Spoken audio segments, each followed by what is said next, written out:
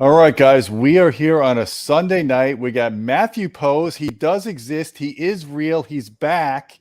I'm And of still course, alive. we got James Larson. How you guys doing? Good, good. We're going to be talking about Perlisten again. James, you just had a chance to review another subwoofer for Perlisten. It's the new R series, the R212. And if I'm understanding correctly, it's about half the price of the D215S that you reviewed last year. Of course, it's a little bit of a more compact package because that D215S was huge. And what we want to find out from you is how good of a performance do you get? Do you get close to the performance that we had from the D215S at half the price? Or can I get two of these subs and equal the performance of the D215S and have some benefits of averaging out the bass response in the room and getting more uniform bass? So that's the kind of stuff I want to talk to you about in this presentation that you prepared for us. Okay. It's not quite half the price. It's $5,000. The D215S is $9,000. So it's a little bit more. We didn't do actually the review, like not a full review on the D215S. It was more like a performance analysis because the D215S is so big and heavy. I wasn't able to take it home and do like listening. Right, I can't handle stuff that big. Right, so I just tested it. We had it brought up to my test site and I tested it there, and that was the extent of what I could do with it. So, but this R212S, that's a full review. Obviously, you can see it on our website right now. So yeah. Well, we have a full written review on our audioholics.com website right now of the R212. You guys, I definitely recommend you taking a look at it. It's in the description link below. James spends extensive time giving his listening impressions because I know people will come on here and say, well, how did it sound? Well, he talks about how it sounds in the written review, but I want to get into the more details of how this product performed. Of course, we'll talk about your listening test as well, but I want to talk about the explanation of the measurements and then, just the engineering behind Perlisten. I know Matthew Poes is a big fan of the brand. He's, full disclosure, he's now a dealer for Perlisten. So he actually will set up very high-end and calibrate very high-end home theater systems integrating Perlisten product. And Matt, there's a reason why you chose Perlisten as your premier kind of product line. And maybe you could just sum that up in a couple of sentences here as to why. It's just the engineering. So there's a lot of speaker brands on the market. And to be honest, there's a good number of really well-engineered products, but getting something that can meet the requirements for the types of systems I was working on, which tend to be higher output systems, often in larger rooms, I needed something that I knew would perform, where I trusted the engineering and that I knew offered a relative good value. So there's no denying that the Perlisten products are expensive, but when you compare them to other similar products on the market, they actually tend to be priced a little bit better for what you're getting. And so for me, it was just a good option. And I through James, actually, I didn't know Dan before him, but through James, I've gotten to know Dan and have a lot of respect for him as an engineer, and Eric as well. The team there is really solid. The products are really solid. So it just seemed like a good fit. And at this point, I actually sell a lot of other brands, but Perlisten is the one that I started with, and it's the one that I consider to be my favorite of the high-end speaker and subwoofer brands. Gotcha. All right, so I'm going to share the screen here. This is the subwoofer in question. It's got dual 12-inch drivers. You can only see one of them. Where's that other driver, James? It's mounted on the bottom. It's up firing, but mounted on the bottom so that the transducer is interfacing. The bottom of the cone is interfacing with the air. It's kind of a complex system. It's called a push-pull design. So you see one, but it's a dual 12, and that there's that little square below the woofer that you see there in that picture. And that's like an open. That's like an open open part of the cabinet that lets the woofer, the down firing woofer, interact with the room, and push air through it. It's not a full design. It reminds me of the days back in Miller and Kreis and M&K kind of did this back in the 90s. Yeah. Similar kind of approach. Well, yeah. Dan worked at M&K, right? And I think he worked on that subwoofer. Yes, I believe he did, yeah. So this is not new to him. Right. All right, so here's some of the specs. As you said before, the alignment is a push-pull. Pretty stout amplifier, 1.3 kilowatt RMS short term, different EQ modes. Yeah, there's the different EQ modes will obviously produce different like low ends, but different shapes of low ends. So one might not have as like a negative 6 dB point on one. One of these EQ modes might actually yield a deeper bass in a small room than the like a steeper slope on the low end. And going into the specs a bit more, it's kind of a heavy sub at 100 pounds, so it wasn't easy to lug around. It's not a big sub. It's just really well built, very solid, and like I guess some people consider it big, because like some people consider any kind of audio equipment big, right? Unless it's tiny. But by my standards, it's medium size to small. Yeah, right? it's manageable because the depth is only like 20 inches. I mean, it's not like the D215S. That thing is a behemoth. That was like a refrigerator size sub. I got to see that a couple of times in person, and sometimes pictures don't do justice of how big a product is. So this is definitely more manageable. It's got it's got a lot of tech in here with all that DSP processing, and the driver X-Max is that's not the X-Max, that's a linear throw, so it's plus or minus 20 millimeters. That's like almost 3/4 of an inch in both directions, in each direction, right? Yeah, it is. That is the X-Max, the 20 millimeter. That's one-way linear excursion, which was what X-Max is. But Yeah, there's a lot of different ways to rate X-Max, but it basically means just one-way linear excursion. And so you're looking at 20 millimeters, which is pretty good for 12. It's very good for. It's like you normally see that in, like, say, a high throw 15, but this is a 12, and it's a heck of a driver. I didn't get pictures of this driver because I can't easily remove this driver like normal subs. You just can't take out the driver. This is not a normal sub, right? It's like a brick, it's like solid as a boulder. Well, there's the diagram of how it kind of works. Yeah. So, Matt, do you want to take a stab at how push-pull designs? I'm going to get tongue-tied trying to like describe a push-pull design, Yeah, there's a question here, basically push-pull versus dual opposing. So it's a related concept, but the difference would be that in a dual opposed, it would actually be on the back of the cabinet so that they would be opposed to each other, and the back of the cones would be facing each other. That approach allows for you to have a lot of vibration cancellation, which is good. And it also works well in the sense that you've got two active drivers. It's not isobaric. So no. I see somebody saying that it's not. Yeah. Neither of these are isobaric. So what push-pull does, the dual oppose doesn't do, is cancels second order, even order distortion. And the reason for that is that you've got the front of one cone facing the back of the other, which means that when they're both operating essentially in phase with each other, what's happening is it's actually the opposite movement of the cone. And so the nonlinearity of one is canceled by the other, given that it's the opposite motion. So it's a similar concept to dual oppose, but you have to, it would be hard to do. You'd have a magnet sticking out the back of the speaker if you tried to do it the other way. So this is just a way of doing it in a more compact enclosure. It kind of folds it up, if you will. M&K did it. That was the first that I was aware of.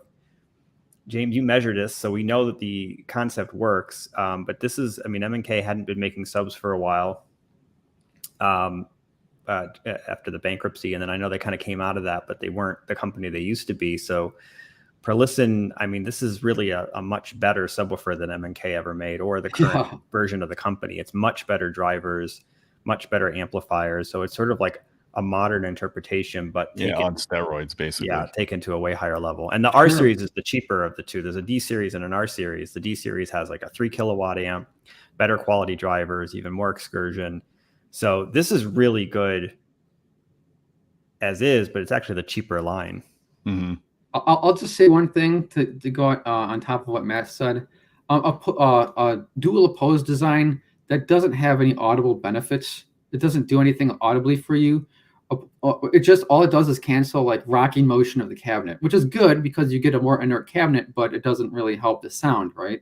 It doesn't hurt the sound, it just doesn't help. Yeah. A push-pull design will actually cancel, it'll reduce even order distortion. Not, Matt said, I think odd, but it actually not. Oh, did I say odd? I meant even, sorry. It drastically reduces Perlisten claims 12 dB reduction in even order distortion components, and so this driver arrangement actually helps the sound. It helps improve the sound quality, but it's complex. It's complicated. I wouldn't want to try to explain it off the top of my head, but I do a good description in the written review. So if you really want to know the details, read the review. There's a lot to it. I'm just gonna brush that off and just go read the review. You know. And I do want to mention one thing. So somebody had put in here servo, and that's come up before. So this is not a servo design. I've talked to Dan about this. I've actually talked to a number of subwoofer designers about that. So something to keep in mind with servos is that in order for the servo to work, you have to feed back essentially the nonlinearity into it, which uses amplifier power to do that. So the amp is fighting itself to undo the nonlinearity of the driver. Mm-hmm. And so what happens is that as the sub gets louder and louder, it has to feed back more and more power. And so it ends up being pretty wasteful of power. So it's a fairly inefficient way to combat distortion. In the old days, when drivers weren't that good, it was a very effective way to do it, though. And so ultimately the pros outweighed the cons. Today, you can make really good linear drivers. In fact, that's where Dan kind of got his start, is that he was doing a lot of computer modeling of drivers, which allowed him to figure out how to fix problems and make them better. And doing that has made it so that anymore, and this is not unique to Perlisten. There's a lot of companies who have very linear, well-made subwoofer drivers where the distortion is, without a servo, lower than most servo subs. In this case, this is lower than any of the servo subs I've ever seen measured. Yeah, so all the non-linearities are basically fixed in really good driver design. Yeah, it's here, and in the slideshow, here's a picture of obviously the bottom of the cabinet. It gives you an idea on how the drivers are arranged. You know, so it's open, and it's hard to see when the thing is standing up. But here I've tipped the sub over so you can see how good look at how it looks when you to see the bottom of the sub. Yeah, I didn't realize the whole bottom of it was open like that. Yeah, it needs to be open over a large area in order to allow the sound essentially to radiate the way it needs to. So you've got some coming out the very bottom of it. You've got the opening on the front and then the two sides. Is there any opening on the back? I don't think so, but I can't remember now. I don't think so, but I have a picture of it, so I don't remember exactly. But one of the things that they had mentioned, which I think is, I apologize, James, if I'm taking your thunder if you were going to bring this up, but this arrangement also creates a more complex radiation pattern, which could be potentially a good thing for dealing with boundary effects in a room. So when you take a normal direct radiating subwoofer and you stick it in a room, the source is on the end of the sub. And so if it's a really big subwoofer and you stick it in I did a report on this once where I took a huge 18-inch subwoofer that was like 3 feet deep and I stuck it in a room, and there actually was cancellation effects off the front wall from having it. It was actually closer to 4 feet out into the room, and turning it sideways got rid of those. This automatically addresses that issue because while yes, there's a source in the front, there's also a source in the bottom, which places part of the source radiation much closer to the wall, and it gets rid of those boundary effects. Okay, that's something to think about. That's not something I really thought about, but I guess that makes sense that it would do that. Sure. Yeah, next slide. Here's a picture of the amplifier. The controls of the sub it can be done on the top, and there's a little LCD panel. It doesn't have any physical controls except for the on-off switch on the amp plate itself. But we do have balanced inputs and outputs and unbalanced inputs and outputs. And so, of course, 12-volt trigger, and that's it. And all the controlling of your standard controllers and a lot more is done to this little screen mounted on the top of the sub, as well as the app. And this sub is one of those that has an app, or that has a lot of tweaking power, a lot of control. And I think the next slide shows that. Oh, and on the right though, there's a close up of the driver, really slick, like glass fiber driver, really nice looking driver. just had to throw that in there. Yeah, really kind of cool looking. So just to be clear, because I think your mic broke up before, the controls are built into the app, but there's also a control panel on the top of the sub, you said? Yeah, you control, all the controlling is done either through the app or the top of the sub. And some subs, you really only have extensive control through the app, but this is a sub where you have all the control of the sub through its control panel as well as the app. So it's not like dead in the water if you don't have your phone. Yeah, is it's not good to working, have both, to be honest with you. Yeah, and here's some pictures on the left are pictures of the screen, the LCD screen that's mounted on the top.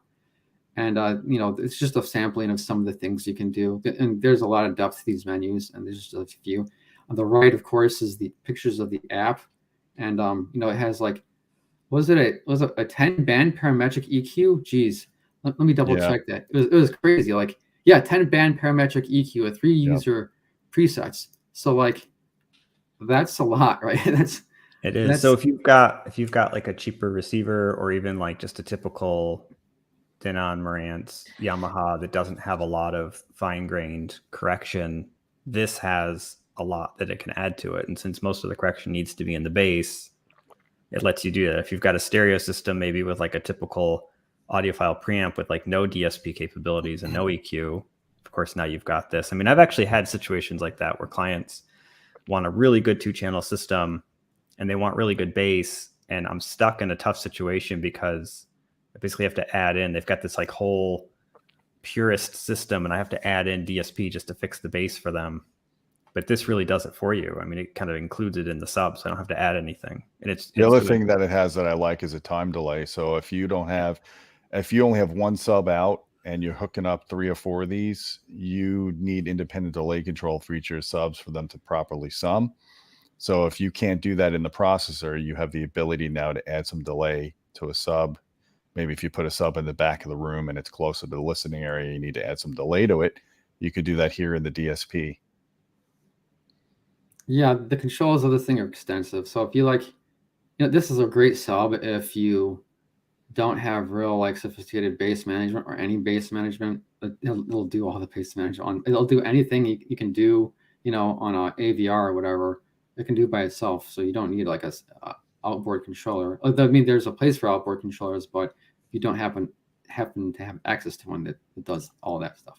Now here's where you have the sub outdoors. As we always tell you guys, we don't listen to the subwoofers outside. We measure them outside. We take the room out of the equation. He might have done his listening test. I mean, you might have done. Maybe you shook that mailbox behind the sub. I don't know. You know what? Honestly, these subs would sound better outside because there's no room modes or anything like that, right? So it really would. Here's a picture of the testing conditions. It's just outside. You're on plane. You can't test. I have to bring it out to this wide open parking lot because you can't do this near any large structure because the reflections will contaminate the measurement. If a structure is closer than the full waveform, then it can contaminate the reflection can contaminate the measurement. And these are long waveforms. So like what's a 20-foot sound wave cycle? It's like 50 feet or something like that. Yeah, it's like really long. So and I test down to 10 hertz. So like, I need like 100 feet away from any structure. Yeah. So like, this is why we do this. You can't do this kind of testing indoors. I mean, you really just can't. So this is just how we test. And there it is, just standing outside. Here's a picture of the response. These are the modes. And so this is just the frequency response you can get with the basic modes. I mean, you can change the response into anything you want because you have so much control of the subs. But the basic mode response is here. The small room mode, that's basically a sub, almost its natural response. James, you realize 1 out of 4 men are colorblind, so they're not going to be able to see the distinction of those 2 different purple traces.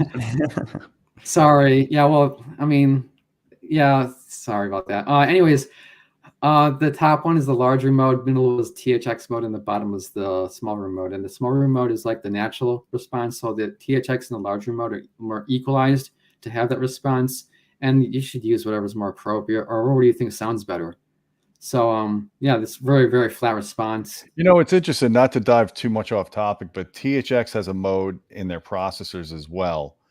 And you have to wonder, should you engage the if you want to have a full THX system, if you engage the THX mode here, which has a steeper high-pass filter, the THX mode on your processor does the same thing for the subwoofer. I wonder if it doubles up if you're doing THX on your processor and the subwoofer. I don't even know how to answer that.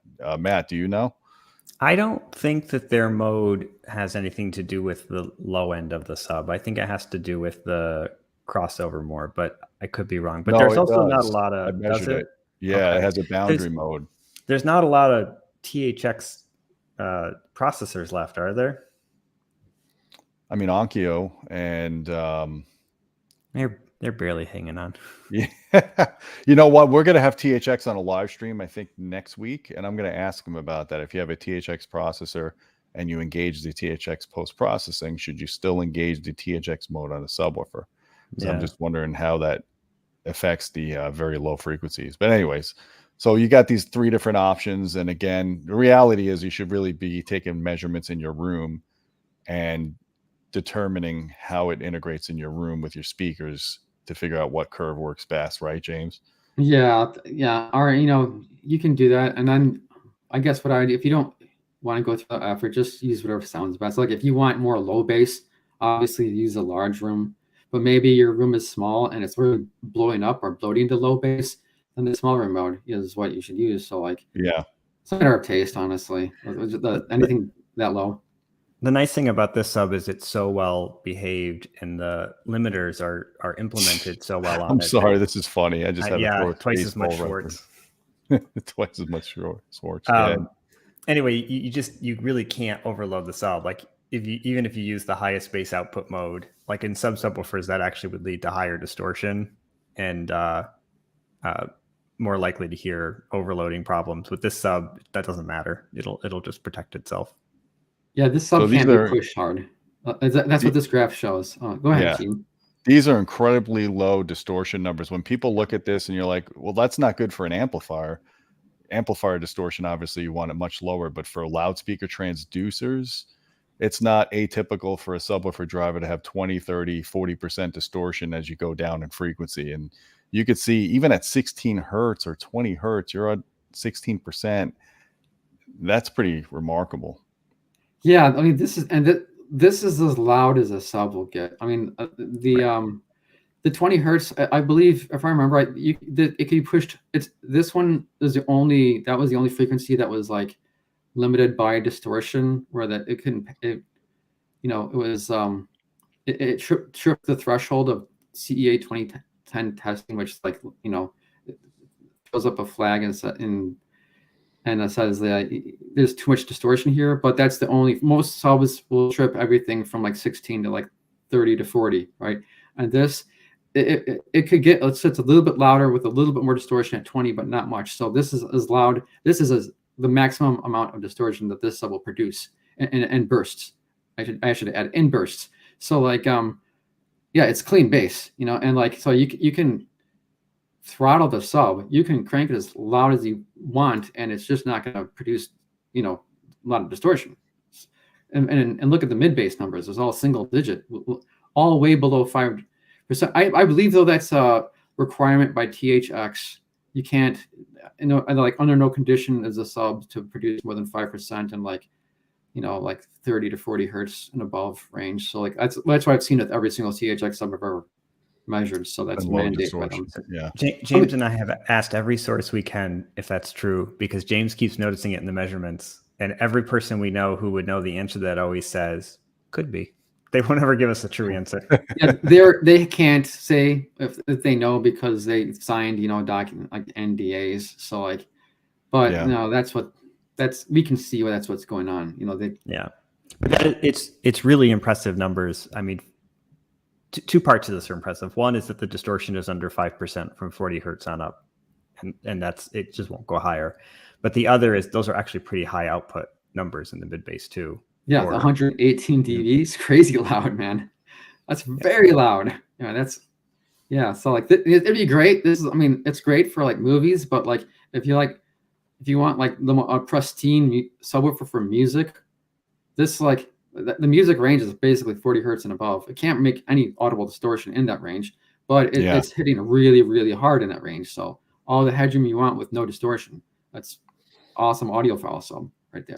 And it just tells me it's not like it's not a very heavy, inefficient driver. If you're getting that much output at the higher frequencies, and it's not like there's a lot of inductance on the driver that's rolling the thing off. I mean, you're still getting 100. This thing's ripping at 125 hertz. You know. Yeah, I mean, it's like it's one of the few drivers you can find. It's really high excursion. It has really lots of displacement and low bass, but doesn't really give up a high upper end sensitivity for it. It's like it's got everything. It's there's no compromises in this driver. It's like so one thing to consider, guys, the large Bassaholic rating, it's not extreme because of the really low end output is limited compared to some other subs. But this thing is playing hella loud above 40 hertz, 50 hertz, 60 hertz. The reality is you could put this in a very large room, and in mid bass it would really hit hard. It doesn't quite hit as hard in deep bass because it's a sealed design, and sealed designs just can't unless you use some crazy driver. But yeah, this is you could put it in a large room and it would sound pretty good.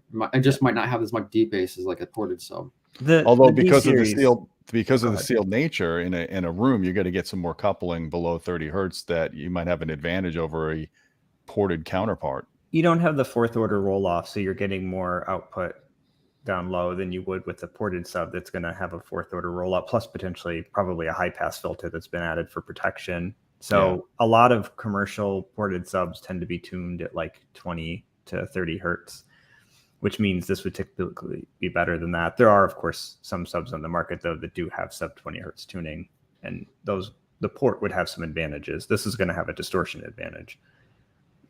Sure. But I think it would need, the D series, for instance, has over twice as much power and about more than 10 millimeters more excursion. So that's going to have a good amount more output down low just because of that alone.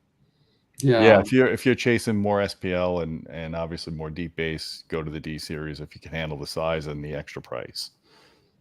Okay, this graph is like how loud the sub gets per like the amplitude response.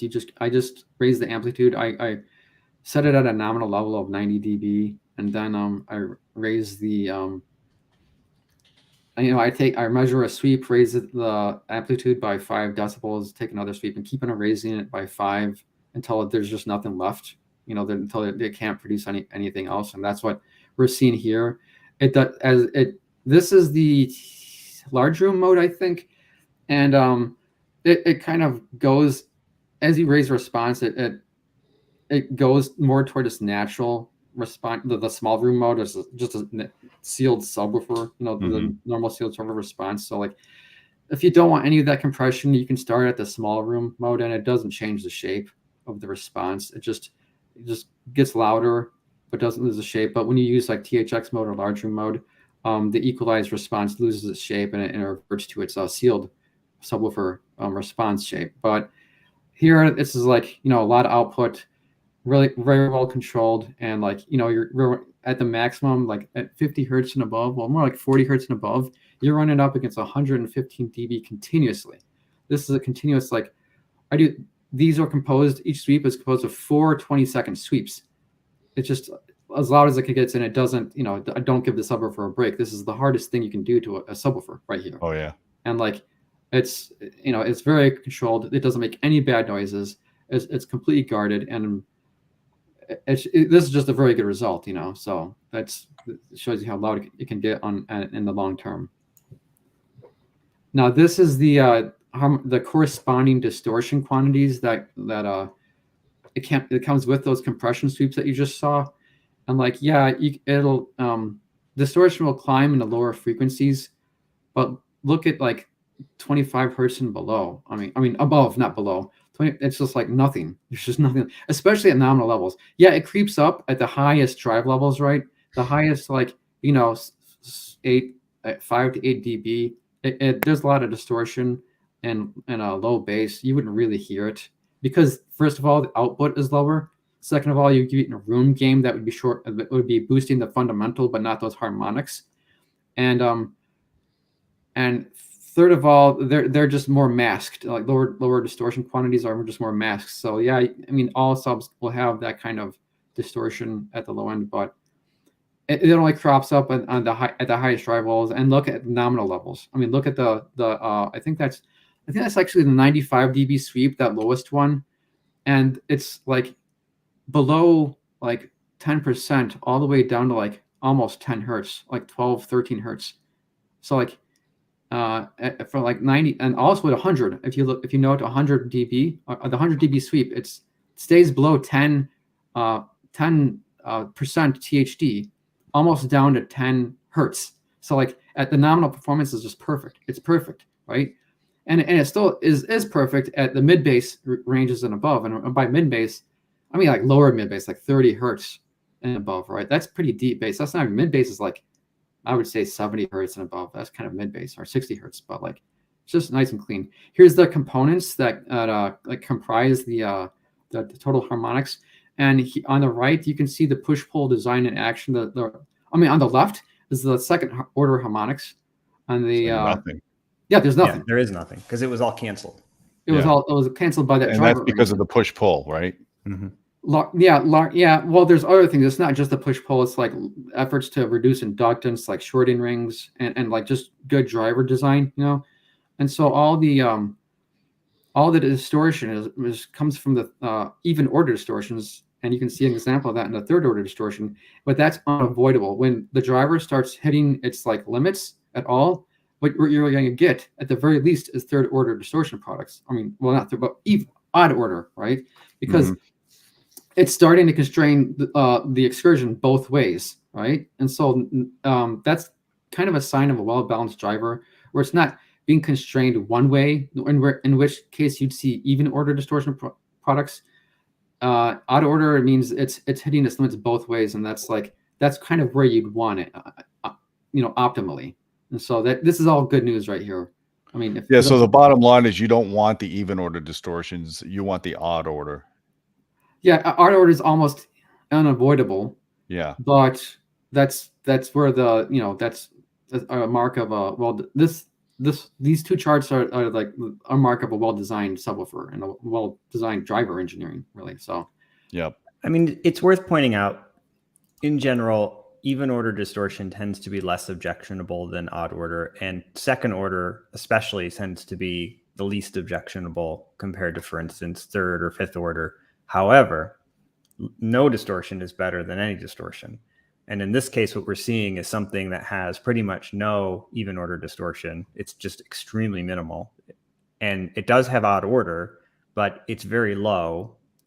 And if you look at where, like, we're talking down to what, 25, 30 hertz, it's barely a blip on this graph. I mean, it's extremely low. Yeah, it don't only crops up at the very highest drive levels at the very deepest frequencies. Exactly. That's unavoidable in any sub. Yeah. So what we have here is an extremely low distortion subwoofer. And while the only distortion it really has that you can really see is third order, it's still so low in level that this is not really audible. I mean, this is extremely good performance. James and I actually were having some email back and forth and phone calls about what other subwoofers we've used or measured that have similar performance. And it was there's just next to nothing. Very few, other than the other Perlisten. There was one other product that we were kind of going back and forth on that is kind of similar, although it does worse at certain frequencies, better at others. Yeah. Yeah. It's good stuff. To the bottom line, it's kind of a complex subject, but for those who don't want to go through all that nerd stuff, it's so this is the good sauce right here, is the fact that you have low group delay below a cycle, and this flies in the exact opposite truth of what a company like REL claims. You can't have DSP because it adds group delay, it smears time, it does all this nonsense. You're not seeing that here. This is a DSP sub. And there's a ton of DSP. DSP, and this has some of the lowest group delay, so it has the best transient response as a result. And there's DSP in the sub, so there's a myth bust right there, my friends. And this is amongst the lowest group delay that, James, that you've ever measured. It's way down there. Yeah, I mean it's really low. For all modes. The small room mode is extremely low. It's like under 10 for almost everything, down to 20 hertz. It's just over 10 down to 20 hertz. Actually keeps going down to, it looks like 15 hertz.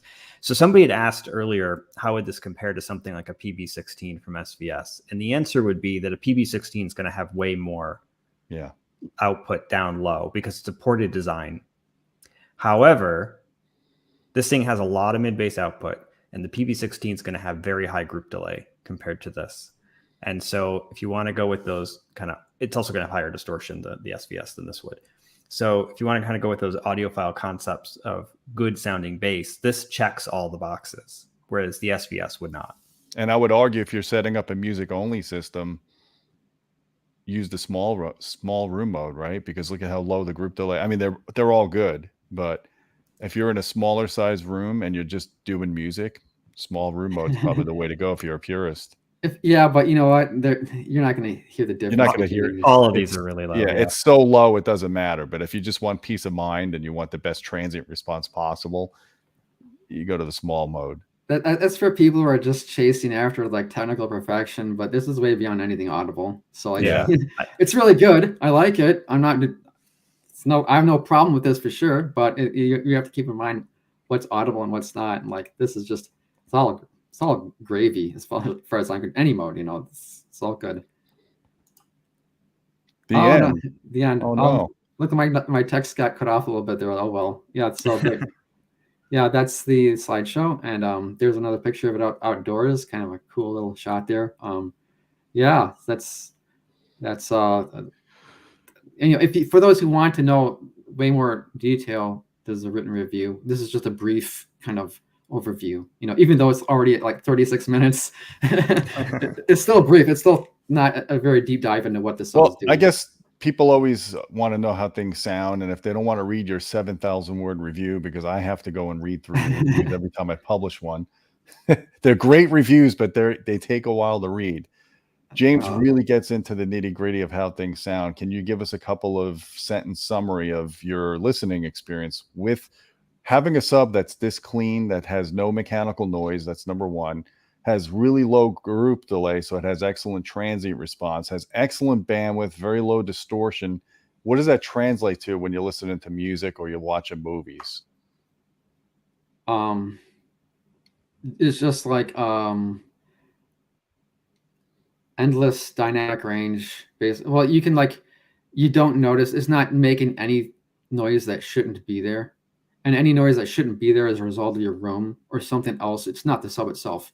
So it's just clean bass as much as you want, and when it hits its limits, and I don't know if I really hit the limits, but I didn't know that I did. If I ever did, I doubt that it did, because I just don't.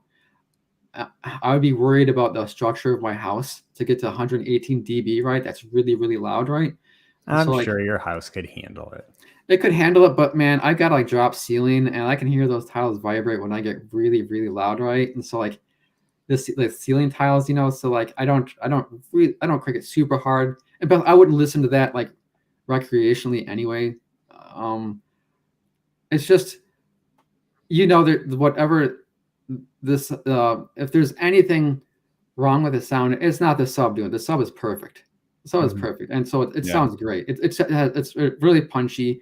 For music, you can't ask for more, right? I mean, unless you want more output. Well, just get another one or get a bigger sub like it, right? So if you want more detail about that, read the review. I go into how my experiences in listening to it, but it's just endless clean bass basically. So it was a great sub. I'm sad to see it go, but out with I have more products to review, so I just can't hold on to things forever. I wish I could.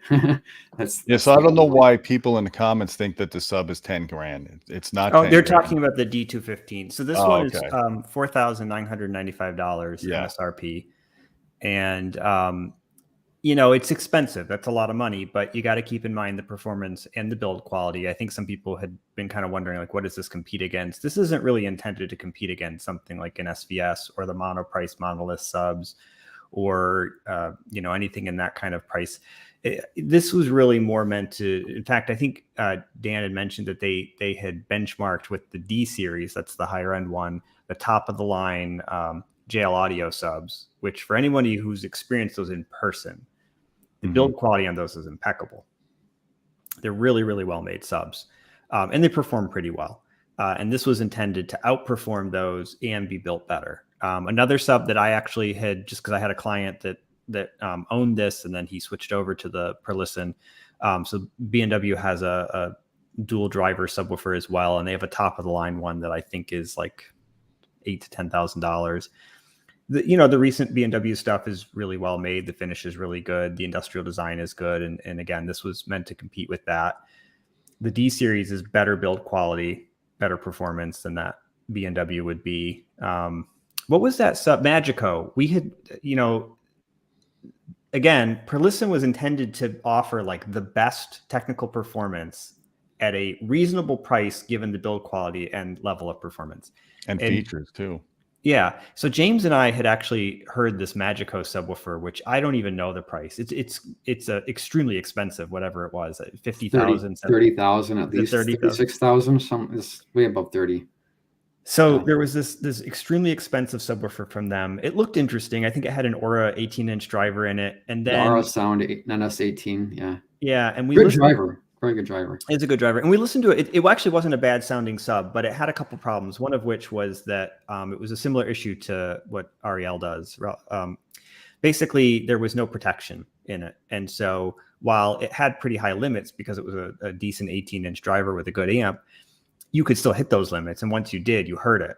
And one of the pieces of advice that I had gotten from Earl Geddes years ago was that there's nothing that takes you out of the experience quicker than a distorting speaker. And subwoofers actually often are one of the things that we overload because most people like their bass. Yeah. So you're often better off having a subwoofer that's well controlled that doesn't overload than one that plays louder. Because if it plays louder by, let's say, 3 decibels, but you still hit the limit and then it distorts, that's going to take you out of the experience. So those Perlistens are just so well locked down that they don't distort. It doesn't matter what you turn it up to. It just won't get any louder is all. So, in terms of like, what do these compare with? I mean, these compare with some of the best, most expensive subwoofers on the market, but you're getting better performance and not in all cases, but in many cases, better build quality for less money. But if you're comparing it against the high value brands, these are not intended to be high value brands in that regard, in that sense. And they aren't really competitive with that kind of product in terms of, price. Output. Yeah, I mean, if you only have $4,000 to spend for a sub, don't buy the sub. Get 4 of the monoprice subs and put them in the corners. I mean, that's. Yeah. But if you're building an upscale, $500,000 home theater system with $100,000 Sony projector and a Trinov processor, get 4 of these subs. Yeah, that'd be an awesome system. Yeah, it'd be a really awesome system, and then get all Perlisten speakers because this shit's the real deal. I've got the S7Ts in my family room, and that speaker's way too good for that room. It still blows me away by how that speaker image is and just how clean it is. That's the thing I notice about the Perlisten brand in general is it sounds better as you get louder, like because most speakers will compress or they'll distort. I look at how a speaker misbehaves as opposed to just testing it at 90 dB or 85 dB where everything is happy because it's not being thermally compressed. It's not being mechanically compressed. When you crank up a Perlisten speaker, it just sounds clean. It doesn't sound like you're listening to it loud as you would like a crappy speaker as you turn it up and it just kind of hurts your ear. It doesn't do that with that. So I haven't heard the subwoofers on their own, but I could imagine the same kind of philosophy with the brand. And the thing about Perlisten, from what I understand from the owners, is they give you good sound at every price level. It's just volume scaling. How loud do you want the thing to play? So if you've got an R series tower versus the S series tower, they're going to sound pretty similar. It's just the S series is going to be able to play louder for a larger room. Yeah, the S series is going to have a little bit lower distortion, a little bit wider bandwidth, decent amount of additional output. Although the R series plays more than loud enough for most people, but yeah, the S series does play louder yet. And I think a little bit more bass from the S7T versus the R7T, for instance. But the enclosures on the S series are nicer too. It's thicker, side panels thicker from baffle. A little bit more work goes into them, a little bit more detail work. They come with grills. I apologize if one of my clients happens to be watching. One of my clients bought the R series. They had just come out, and everybody, including the folks at Perlisten, had forgotten that they decided that the R series will not come with grills. That'll be it's a minor cost, but a cost option, because most people take the grills off. And so they were trying to find they ways. Look better with the grills off. They do look much better with the grills off. Yeah. And so they show up and the guy goes, I see the place in the box for the grills, but there's no grills. And I'm like, oh, they must have forgotten them. I'm so sorry. And I call them up and they're like, oh yeah, I bet we forgot them. And then all of a sudden I get a call like a little bit later. They don't come with grills, but we can take care of it. Don't worry. Yeah. Actually, I have some R7Ts in-house right now I'm reviewing. So like since I already reviewed the S7Ts, I kind of like go into in a little bit of depth about what you're getting by spending the extra money for the S7Ts versus the R7Ts were like nearly half the price. So yeah, I mean, so for those who want to know more about that, just wait for that review. Yeah. Yeah. There's no denying. Oh, go ahead. Yeah, go ahead, Matt. I was going to say, I think there's no denying that the S series is a better overall speaker than the R series, but the R series is a better overall speaker, than the vast majority of speakers on the market. And so I was very impressed with them. I heard them back to back, and I was actually, just because I know it's not important, it's sort of vanity, but the driver tech in the S series is really out there. And the R series has silk dome tweeters and paper cones, which actually are really good. I mean, often they're better than some of the exotic stuff, but it doesn't sound as exotic. It doesn't look as cool. Yeah, it does. You like cone. the beryllium and the carbon fiber and all that stuff. Yeah, it doesn't have all that fun stuff. So like I really wanted the S series to sound a lot better than the R series. And they had them wired up and they were going back and forth, and I was listening, and I remember walking away and thinking, man, I wouldn't want to be blindfolded and asked to pick. Yeah. That's my experience too. When we were at the Florida Audio Expo back in February, they had the R7Ts and the S7Ts side by side, and they sounded very similar. They sounded more similar than they did different. Yeah, both are fantastic speakers. I could easily live with either one. I mean, if money is not even consideration, okay, get the S series. But if it's a consideration, the R series is still quite expensive though, at $10,000 a pair for the R7Ts. But that's the most expensive R series that you can get for the speakers. It's still expensive, but it gives you basically the same sound for a lesser cost. And the truth is the same with the sub versus the D series sub. Same sound for lesser cost. You're just losing basically dynamic range. Not so much sound quality, but dynamic range. Yeah. And so that's kind of the bottom line there. So last question, and then we'll wrap this up. Thoughts on integrating these with non-Perlisten speakers. My thought would be make sure you pick a speaker that has output commensurate with a subwoofer of this caliber. Don't go put a $75 Parts Express speaker with a Perlisten subwoofer. I don't think anyone's going to do that though. Yeah. I mean, at the end of the day, there's nothing magical about the Perlisten subs and speakers that make them like work well together, but not with other brands. So as long as it's a competent speaker, it'll integrate fine with this sub. And at the same time, if it's not a competent speaker and it doesn't integrate well with this sub, it's not going to integrate well with any sub. I mean, this would work fine with any speaker. The situation I told you guys before about somebody who had a top of the line B&W subwoofer and switched out with the Perlisten, his main speaker is actually Wilson Audio. A friend of mine who is the local dealer where he lives, he's in Israel, and myself had actually tried to convince him to trade out those Wilson Audios for the S7Ts, which sound better than the Wilsons. But what he told me, I'm not kidding, was he said, they're really good. They sound really good. They're not expensive enough for me to be willing to trade them for the Wilsons. Yeah, that happens in this industry a lot. People don't believe me when I tell them those kinds of stories, but I have some clients like this, and I've met other people who just, it's not totally a status symbol for them. They do want good performance, but I think there is a bit of this. They want to be able to say, I have a $30,000 or a $40,000 speaker. Bragging rights. It's like, it's just something to brag about. That's why the cable industry was born. Yeah. Well, I told Dan he needs to, I don't know, gold leaf the speaker and do something to it and then charge twice as much. And then I might have a few more clients for him. 2 more clients. Whoa, whip-de-doo. All right, guys. Well, that wraps this up. James, appreciate all your hard work on the testing. Matt, also appreciate your perspective. Guys, don't forget about our Patreon channel at patreon.com/Audioholics. We appreciate your support. You get direct access to us if you want to suggest video topics or ask questions. I have the PowerPoint presentation for tonight on our Patreon channel, as well as the Excel spreadsheet that has all the CEA 2010 data and all the different sweep tests that James Larson and others have done in the past for every subwoofer we've ever reviewed. So we have a 3-tab Excel spreadsheet that is everything we've ever reviewed of every subwoofer. So you can compare apples to apples. It even tells you the Bassaholic room size rating. So guys, I hope you find that useful. Guys, thanks again for coming on. And until next time, my friends, keep listening.